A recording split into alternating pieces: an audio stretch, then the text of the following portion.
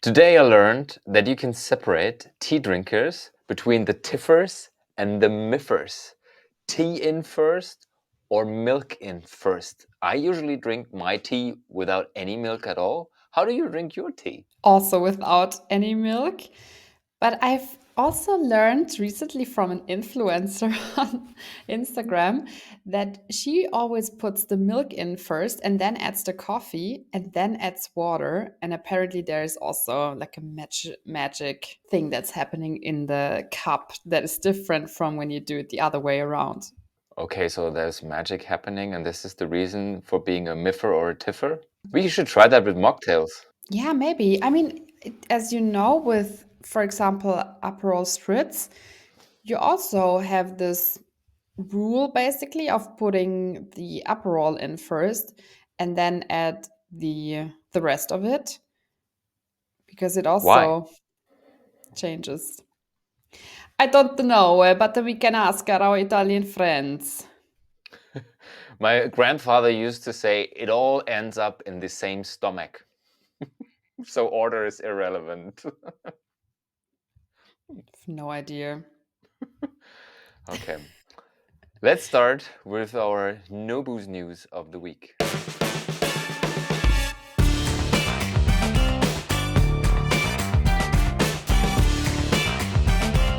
Welcome, welcome, welcome, all you curious people, no boozers, and wine lovers, to the 6th episode of the Double O Podcast, your weekly go-to show on non-alcoholic drinks in the podcast universe. What are we going to do today?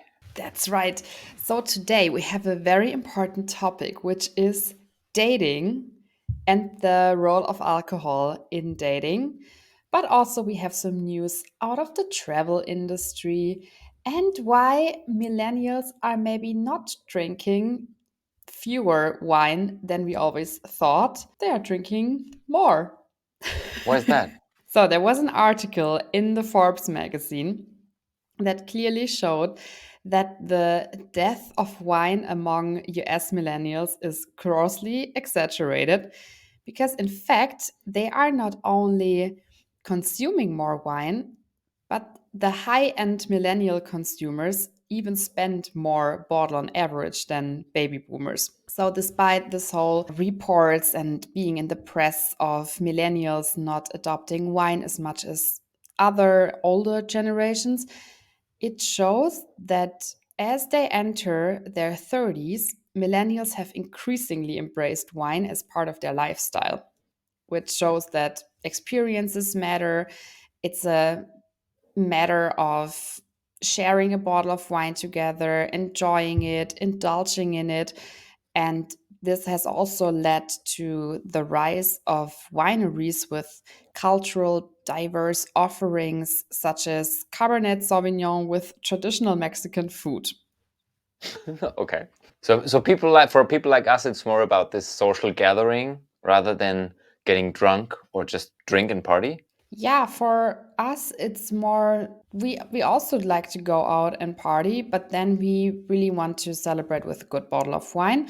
Whereas for baby boomers, they were maybe looking a little bit more after price. So how does this contribute to the non-alcoholic movement? I would say it doesn't really compete with it because those people that are drinking those like higher quality wines, they are not substituting. Or what would you say? I guess there is a connection to the non-alcoholic movement because it's more like this drinking less but better. So moderate drinking. Moderate drinking with a reason and an experience behind it. There's a trend towards moderate drinking, especially millennials are willing to pay more for the average bottle or the average drink they have. And there were some interviews of the Scheid family, for example, that they said that they also see this trend towards lower alcohol wines or no alcohol wines. And we should always keep an eye on studies like this because sometimes maybe they show that not everything we think we know is still up to date. Okay, it's quite tough right now to do this transition Transition. to the pregnant woman, but nevertheless, I try to do so. A young woman shared her secret, how she took part in her girls' night without sharing her pregnancy secret. So what she did basically is she bought the bottle of wine that her girls like to drink. She pulled it in a carafe, in a decanter, stored it in the fridge, and then she refilled the normal bottle of wine with a wine that is quite similar in taste and smell, but without alcohol. And then every time they ask for a wine, she poured it from the bottle.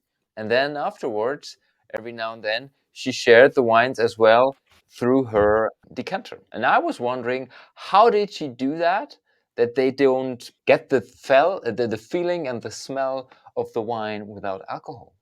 Because, I mean, we both know it's quite tough to imitate original products. I mean, I'm drinking non-alcoholic wine right now, and it's not really a difference, especially not if you're like not smelling and sniffing it right away. I wonder more like when did she post the video? Did she wait until her friends That is found a out? great Or did question. she because just imagine all this effort to keep it secret and then posting this and then be like, oh Yes. shit. Oh yeah, maybe I that have the wasn't the same best idea. question. So what she did is, I mean, usually you wait until I guess the end of the third month when you know everything Yeah. is fine, and then you share it with your friends. So this is what she did, and the video was recorded 2 months before that. So she recorded it. Mhm. After 3 months, she shared it with her friends, and then she posted the video, and it just went viral. It's already on almost 800,000 likes. Quite funny. Love it. That's so smart. And it really shows that you have this kind of peer pressure when you're having a girls' night, or doesn't matter what night out, you're always being questioned or you're getting a weird look if you don't drink. And you Are you always have to explain pregnant? yourself. Yeah. What's wrong? Are you ill? Yes, all those crazy things. Interestingly, I mean, we have a lot of topics from the US.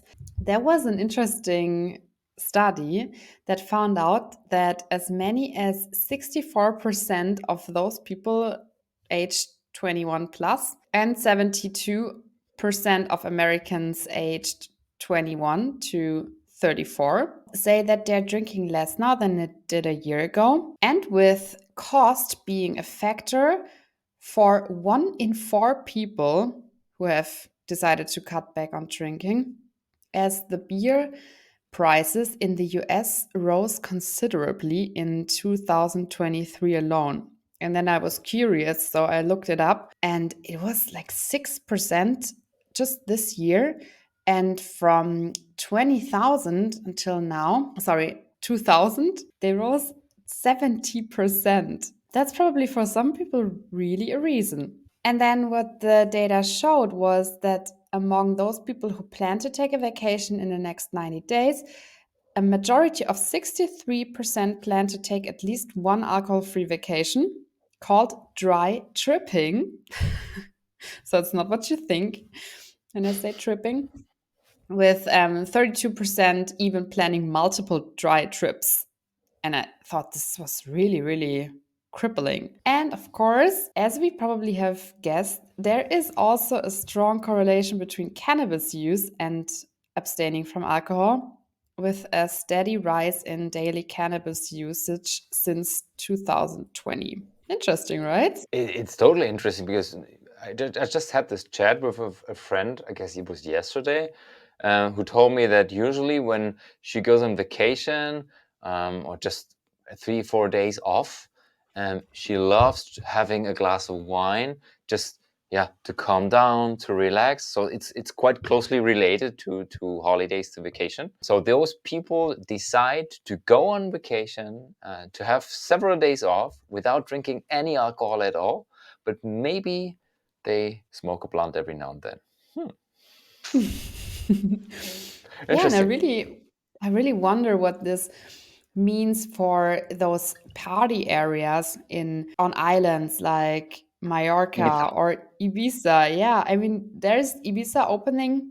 I think it was last weekend, the weekend that was just passed. And yeah, just imagine going there and then deciding not to drink at all. This is a whole other experience. And I wonder if you still go out and party, or if you have completely different activities. Maybe they will exchange Ibiza and Mallorca through Rügen, Helgoland, and Texel, because in the Netherlands and also right now in Germany, you can smoke marijuana. So maybe they just move it northern, and we will party in the Baltic Sea and in the Northern Sea in the future. Sounds like something I don't want to do. Climate change Yeah, is happening. but just yeah, climate change has to be a little bit more developed for me to really go on holidays in Germany. But yeah, let's see. From dry tripping to dry dating. This is such an interesting research. They had 1,000 millennials and Gen Zers polled into a survey on dry dating. So, in a nutshell, there is a dry dating movement that completely ditches alcohol and focuses on creating sober connections. And here's what they found out: 23% of young adults say that they have felt pressure to drink alcohol on a date, even if they didn't want to. And I mean, I know this from my personal experience.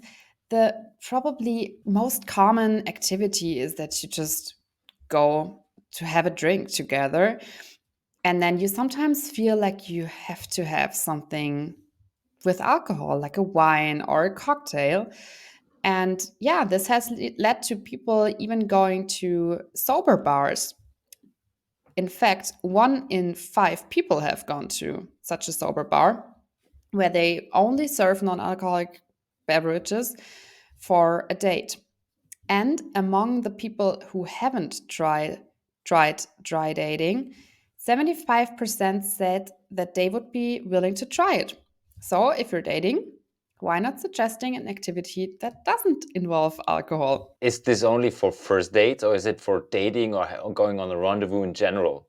So I don't know, we're in a relationship for 5 years, and when we go on a date or night out, this also accounts for dry dating? It doesn't really say in the article if they asked single people or if they asked people in a relationship. Mm-hmm. But what I would just say is if you're dating, it doesn't matter if you're single or if you're having a partner, you should always date. You should always take your girl or your guy out and yeah, then try to not drink alcohol. But I think for a first date, there's a higher probability of drinking alcohol, also to get a little bit loose and to open up the conversation more easily and maybe not have as many challenges to speak and have a flowing conversation. I don't know. I don't have these problems because I can always find a topic. But I assume that, yeah, a lot of people, like 16% also said that they felt like they needed alcohol to get through a first date. Oh, wow. Yeah. Not You know what's everyone is funny? as extroverted as we are. Probably not.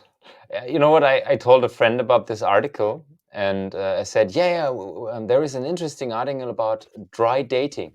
And she was like, oh, wow, dry dating. So you don't have sex at the first date. I said, no, no, no, it's without alcohol, nothing else. But probably there's also a correlation. If you think about like those people that are really getting drunk, I would assume that the chances are higher that you might also end up in bed together. Hmm. And so maybe your friend isn't completely wrong with that. But maybe you can't remember anything at all the next day. Hmm. Yeah. Yeah, but And I mean it could that's be really true. that's something that I completely get, and that's also what 68% say in the poll, that they want to be more focused on the conversation and they want to be more, yeah, connected and being fully aware of the person that they're meeting. Have you ever dated a guy who goes to the gym and then he starts drinking protein shakes instead of alcohol during the date? No. Could be interesting, couldn't it? You know what? I just came from the gym. Yeah, but what about a gym date. Wouldn't that be also like a nice suggestion? If What you're is, like the how is it yeah, called? Gym Crush? Is it called Gym Crush? Yeah, it's called Gym Crush. you can name it whatever you want. I have no idea that I didn't know that there was a name for it. Yeah, there are videos of the fitness influencers who film each other and say, "Oh, my gym crush just came over and helped me, I don't know, lifting weights." But this was my transition for you for the next article. Oh, yes. Sorry, I didn't really pick the transition up. No worries. So, There you go. there is a rise in functional drinks for healthier habits, which could be a protein shake or protein infused drink. No And it's way. Oh, yeah. It's really hard to exactly pin down what functional drinks are, but to put it simply, it's a drink that does something. It does something to your body that enhances your metabolism, your energy, your mood, or you name it. It just makes you better. So it could be like the oldest functional drinks would be tea, coffee, alcohol, kombucha, but there's also like a complete collection of new stuff on in the supermarket shelves, which always include either herbal or plant-based ingredients that help you with your energy or give you other health benefits.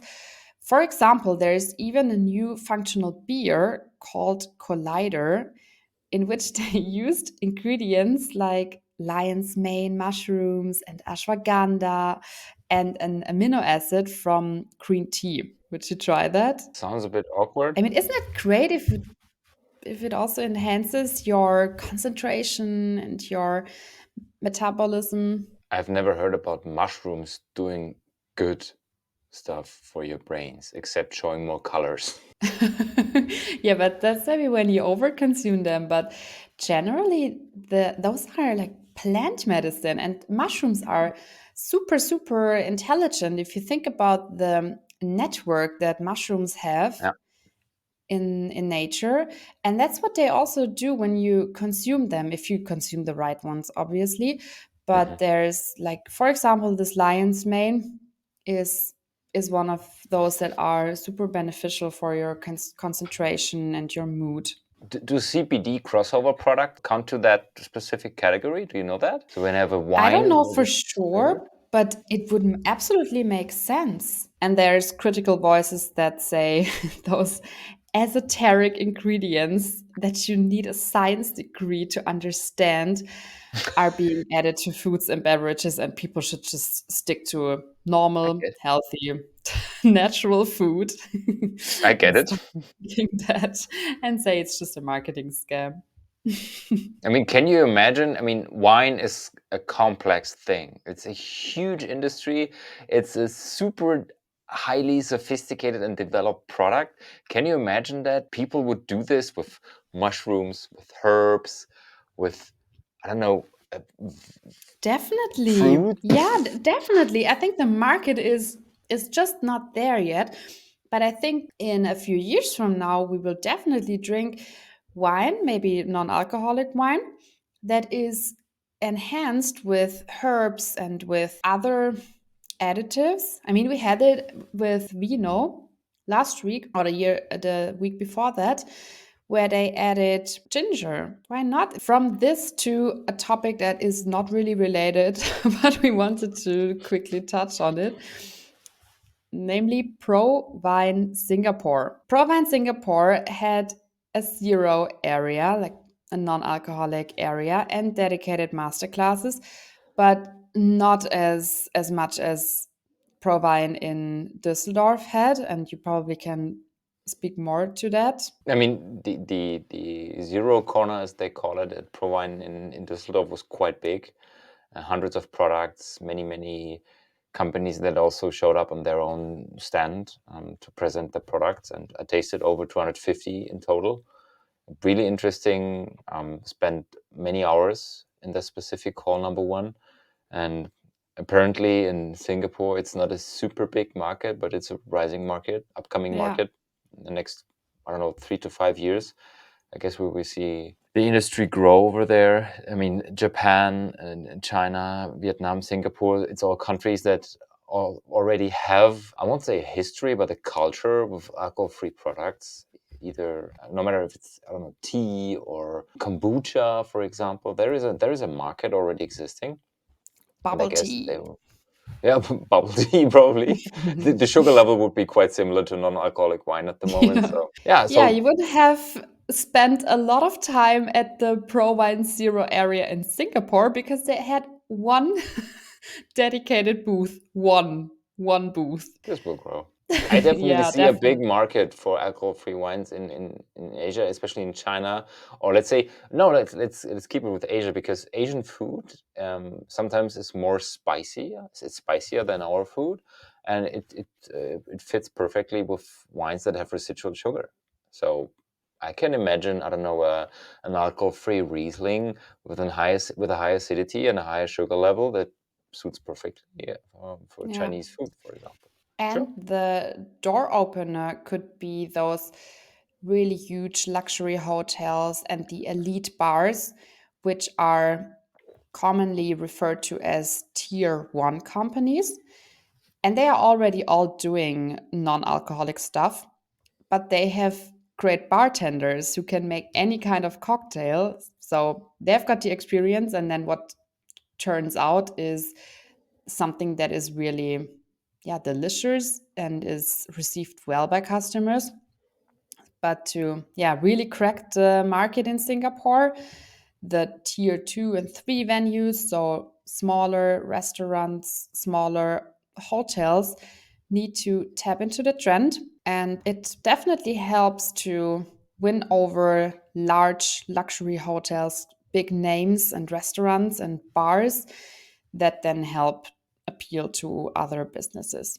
So I'm always sipping here. And I wanted to ask you, because you're the expert on this, how is a good non alcoholic wine made? What we currently see in the market is 85 to 90% entry level alcohol-free wine, and especially in Central Europe, there's two, three bigger companies that produce a lot, and especially the big brands such as Henkel Freshenet, Torres, Rotkäppchen Mumm, they are responsible for 80 to 85% of the basic of the entry level market, and it's just to give people who are used to their favorite brand an alcohol-free alternative.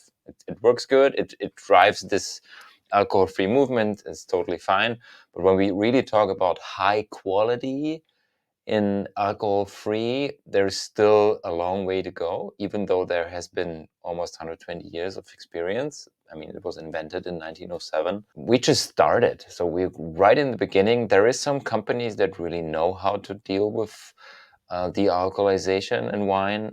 Torres has 15 years of experience in Spain. Gießen Wines in New Zealand has 10 to 15 years of experience. And many of those people who are deeper into that topic tell or say or claim, I would say claim, that you have to make a product that is 150%, so totally overloaded with acidity, with aromas, with flavors, with body, with everything, because the de-alcoholization takes away body, texture, complexity, aromas. So in the end, this 150% wine goes down to 100% alcohol-free wine. So high in quality, well balanced, fuller bodied, and you don't have to add so much sugar. And I mean, there was this article with the interview of the founders from French Bloom, and I had some talks to people who work in Germany and also in New Zealand. I talked to people at ProWine from Gießen Wines in New Zealand, and they're quite big in the market.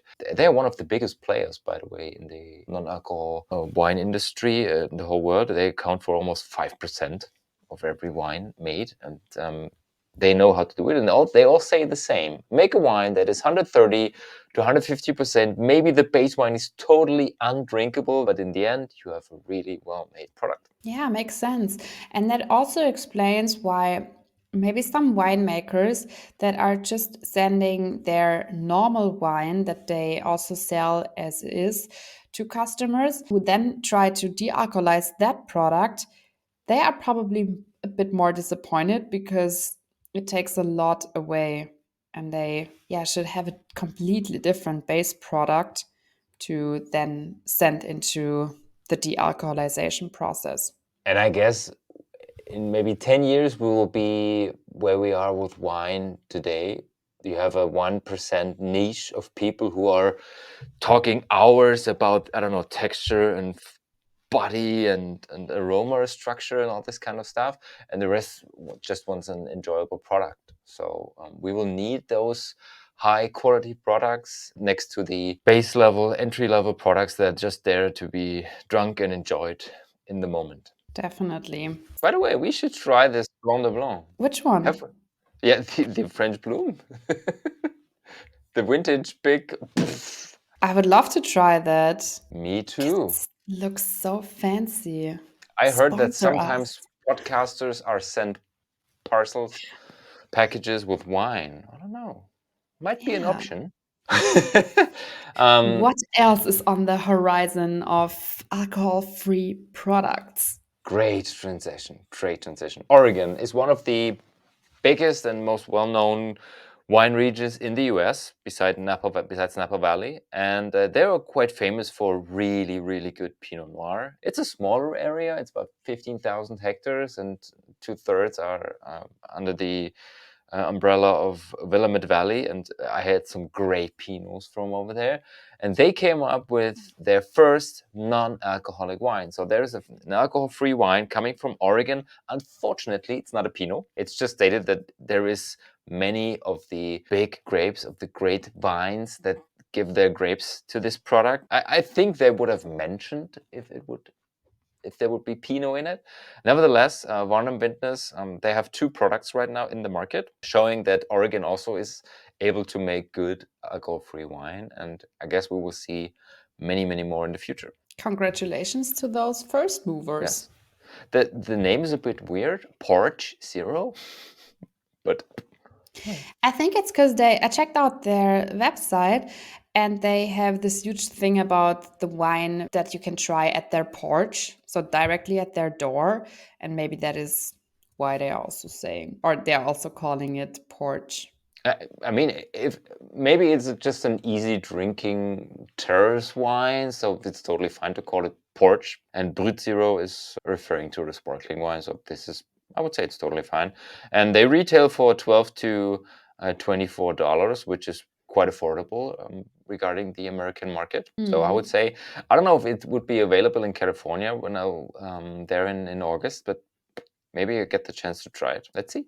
I'll let you know. From alcohol-free wine to alcohol-free spirits. Tanqueray is quite famous for making gin, a very big gin company, 50 million bottles a year. And they already have their usual gin made a alcohol-free version. So it's infused water. And right now they have Flor de Sevilla, so the Spanish lifestyle in a bottle. It's It's a fuego. I guess it's not fuego. I guess it's orange peel. But yes, it's infused water, but in a different style and a different taste. And I guess it's quite suitable for mocktails, for alcohol-free cocktails. I like the color, by the way, and the entry level. So the retail price is quite affordable. It's based around $15, $15. Same with the gin.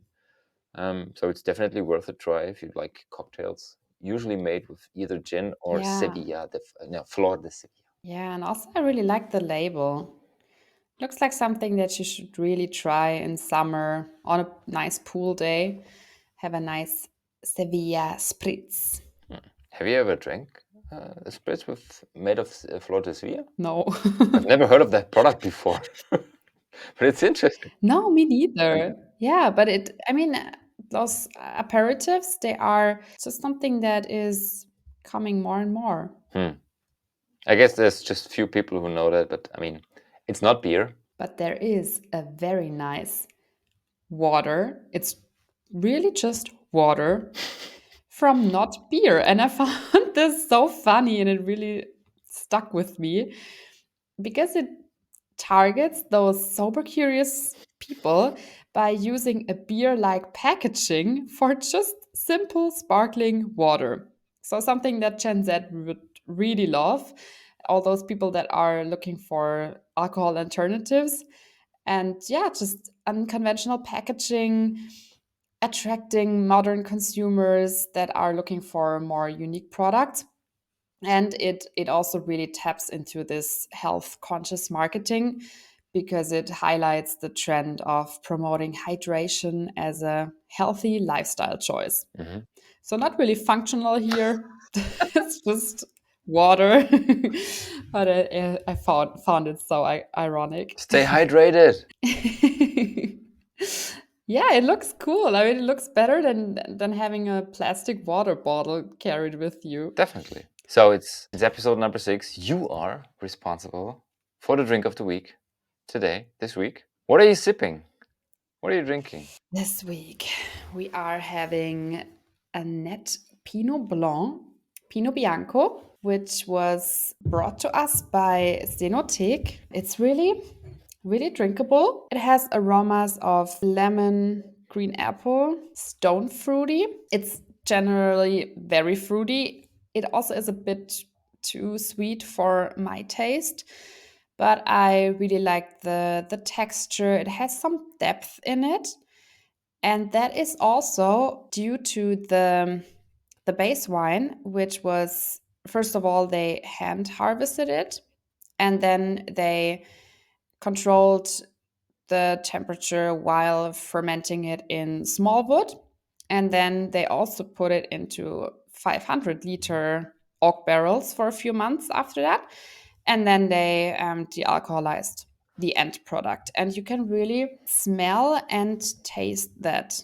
And it's probably very well for food like vegetables, wok, Chinese food, or Asian food. Mhm. Yeah, you can also drink it just like this, or maybe as a spritzer. Would you say that if I give you a Pinot Biancos or a Pinot Blanc with residual sugar of dry and maybe medium sweet, in parallel, they could be quite similar? I would definitely say so, especially if the Pinot Bianco with alcohol was also made in wood. Mm-hmm. It has a lot of sugar. How much sugar does it have? Does it say on the 55. website? Ah, yeah. What about the acidity? It has some acidity, so it balances the sugar quite good, but yeah, it could be a bit more. Okay. For my taste, it's just my personal taste. So if I'm a Other than that, I But think if I'm a medium sweet drinker more. of white wine and a bit fuller bodied and not super high acidity fan, then this would be my alcohol-free version to go to. Yeah, if you like Pinot Grigio or Müller-Thurgau, then this is definitely Okay. something that I would So recommend easy drinking. that person. Yeah. Okay. So fun fact for the international listeners, Nett, the name of the brand of the company, it's German for nice. So just think about a nice, easy drinking wine when you see Nett the next time in the shelf. Maybe a psychological trick. Might be. Yes. That's it for this week, guys. No booze news. See you next week on Monday. Have a great week, everyone. For all the people in Germany that are considering going for that famous, popular 1st of May holiday hike, where usually some alcohol, like beer or wine, is consumed, at least here in south of Germany, why not switch up your drinks with some non-alcoholic products just for a switch? Maybe try it out with your friends, and then you can discuss together whether it's for you or if it's not. But yeah, we would be really curious to hear about your experiences, and we hope that this podcast gave you a little bit of inspiration. Start your week right by making conscious decisions. Ciao, ciao.